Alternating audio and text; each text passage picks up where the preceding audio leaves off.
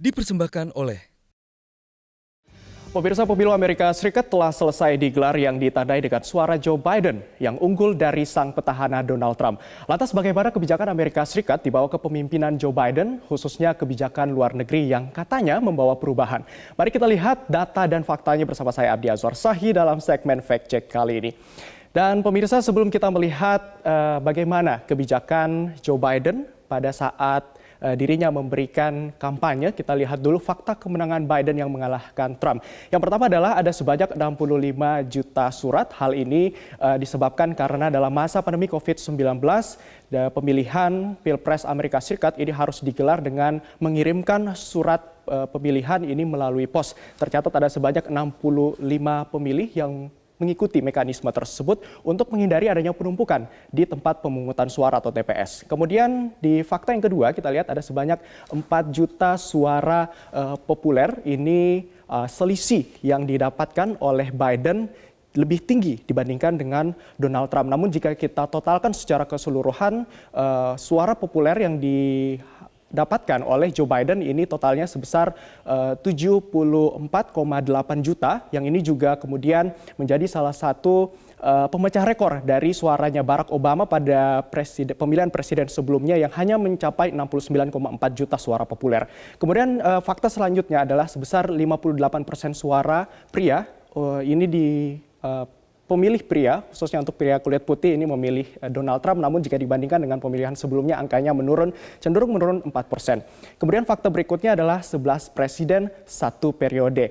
Donald Trump menggenapi angka 11 presiden yang hanya dapat bertahan sebanyak satu periode saja dan tidak dapat melanjutkan di periode berikutnya, termasuk salah satunya dalam 11 presiden ini dalamnya adalah George Washington Bush. Kemudian di fakta selanjutnya adalah 6 kali diperingatkan oleh Twitter. Donald Trump dalam kurun waktu 24 jam sempat diperingatkan oleh Twitter sebanyak 6 kali terkait pernyataannya yang memberikan statement terkait dengan seperti apa pemilu di Pilpres, termasuk dengan adanya kecurigaan dugaan adanya salah hitung dalam voting di Pilpres Amerika Serikat. Kemudian fakta selanjutnya ada 48 pria dan 1 wanita. Ini mengacu pada wakil dari Joe Biden yaitu Kamala Harris. Dirinya merupakan satu-satunya wanita pertama yang menduduki posisi wakil presiden, sehingga total dari sebanyak wakil presiden ada sebanyak 48 pria dan 1 orang wanita.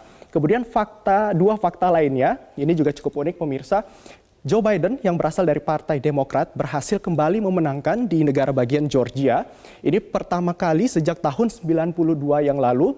Ini pada saat Bill Clinton saat itu dari Partai Demokrat juga memenangkan di negara bagian Georgia. Ini pertama kali, artinya sudah selama 20 tahun lamanya Partai Demokrat kembali memenangkan di daerah wilayah negara bagian Georgia. Kemudian hal yang sama juga terjadi di Arizona. Ini terakhir kali Partai Demokrat menang di tahun 96. Namun berkat Joe Biden, Partai Demokrat ini kembali menang di tahun ini. Kemudian data selanjutnya pemirsa, kita akan melihat seperti apa perolehan suara Trump dan juga Biden di sejumlah negara bagian. Ada total sebanyak 12 negara bagian yang merupakan suara terbanyak dari Donald Trump dan juga Joe Biden. Saya akan lebih menyorot kepada Joe Biden ini di Arizona, di negara bagian Arizona kita lihat ada sebanyak 11 suara elektoral untuk Biden. Di Georgia juga ada sebanyak 16, di Carolina Utara dan juga Florida ini dimenangkan oleh Trump. Kemudian di peta selanjutnya akan kita lihat di data selanjutnya ada Nevada. Ini ada sebanyak 6 suara elektoral, kemudian Michigan 16 suara elektoral, New Hampshire ada sebanyak 4 suara elektoral, dan di data berikutnya juga kita akan lihat ada beberapa negara bagian yang juga berhasil dimenangkan oleh Biden. Ada Wisconsin, kemudian ada Pennsylvania, dan sisanya ini dimenangkan oleh Trump. Total ada sebanyak 7 negara bagian yang diungguli oleh Biden, sementara 5 lainnya sisanya ini diungguli oleh Trump. Dan di data berikutnya kita akan melihat pemirsa sudah sejauh mana perubahan kebijakan di bawah kepemimpinan Biden. Ini merupakan janji kampanye dari Joe Biden ini sendiri. Kita lihat ada sebanyak 6 janji yang akan kita bahas. Yang pertama adalah perubahan kebijakan dari sektor keimigrasian. Joe Biden menyatakan dirinya akan mengambil pendekatan berbeda dalam kebijakan imigrasi. Diketahui sebelumnya pemirsa bahwa Presiden Donald Trump mengusulkan pembangunan tembok perbatasan sepanjang Amerika Serikat dan Meksiko sejak kampanye Pilpres 2016 lalu. Kemudian Trump juga menjadikan hal itu sebagai prinsip kebijakan imigrasi pemerintahannya. Kemudian setelah menjabat, Trump juga merilis perintah eksekutif yang melarang masuk orang-orang dari sejumlah negara mayoritas Muslim selama 90 hari. Kemudian perintah eksekutif itu beberapa kali digugat di pengadilan sebelum akhirnya diperkuat. Nah, dari isu keimigrasian yang juga nantinya akan mengalami perubahan kebijakan di bawah kepemimpinan Joe Biden, kita lihat di isu rasisme.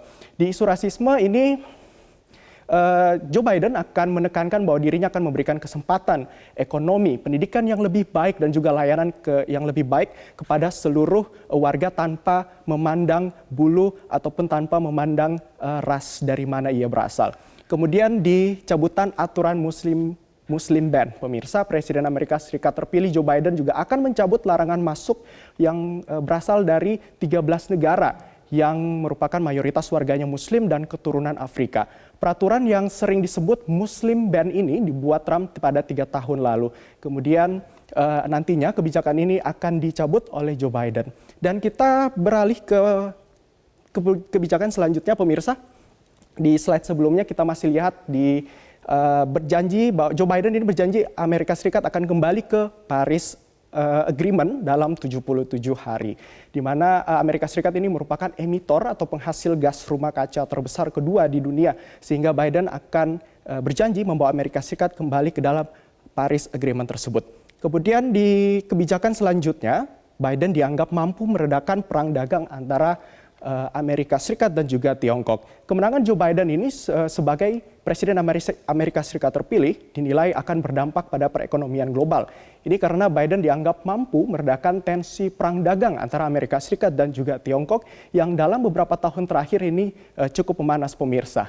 Dan meredanya tensi perang dagang dua negara tersebut ini dinilai akan berdampak baik pada kinerja ekspor dan juga impor dunia, tak terkecuali bagi Indonesia. Kemudian yang terakhir, Biden juga sempat berjanji akan mengisi jajaran stafnya dari umat Muslim. Joe Biden sempat berjanji akan mengisi jajaran stafnya ini dari umat Muslim jika terpilih. Biden juga sempat mengutip hadis Rasulullah SAW, Nabi Muhammad SAW tentang melawan kemungkaran. Kemudian di data berikutnya kita akan melihat tadi sudah janji kampanye Biden dan selanjutnya kita akan melihat sudah sejauh mana pencapaian Trump pada masa kepemimpinannya.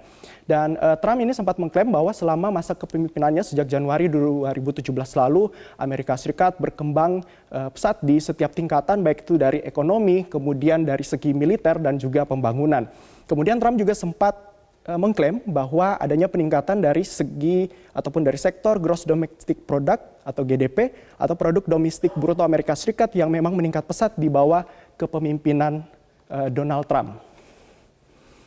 Di mana PDB Amerika Serikat ini menunjukkan tren pertumbuhan pada kuartal 1 2017. Pemirsa, PDB Amerika Serikat tercatat 1,8%. Angkanya ini terus meningkat menjadi 3% pada kuartal 2 2017. Selanjutnya menjadi 2,8% dan 2,3% pada masing-masing triwulan, baik dari triwulan 3 2017 dan juga triwulan 4 2017.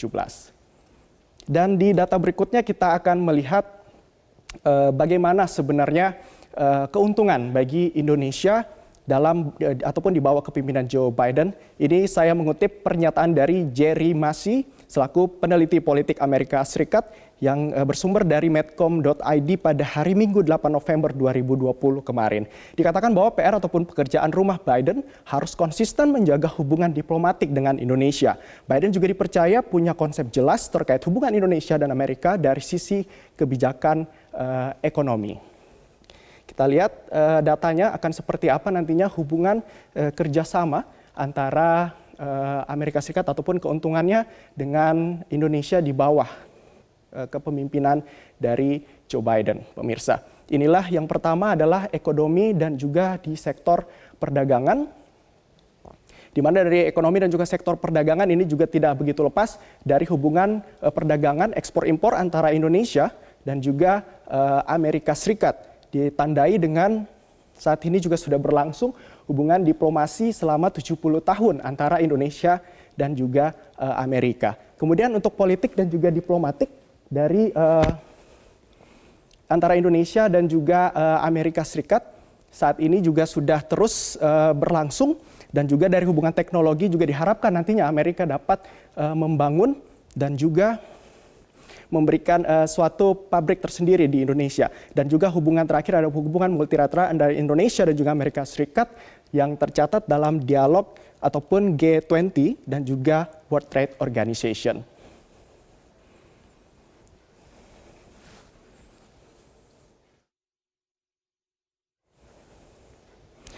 Nah, pemirsa, itulah tadi seputar fakta dan juga data dari Joe Biden tentang bagaimana dirinya nantinya akan memimpin Amerika Serikat dengan beberapa kebijakan. Namun, apakah kebijakan tersebut dapat dijalankan sesuai dengan janji kampanyenya? Apakah hal ini juga nanti dapat diimplementasikan selama masa pemerintahannya? Nanti kita lihat seperti apa, pemirsa. Demikian sesi Fact Check saat ini bersama saya, Abdi Azwar Sahih. Dipersembahkan oleh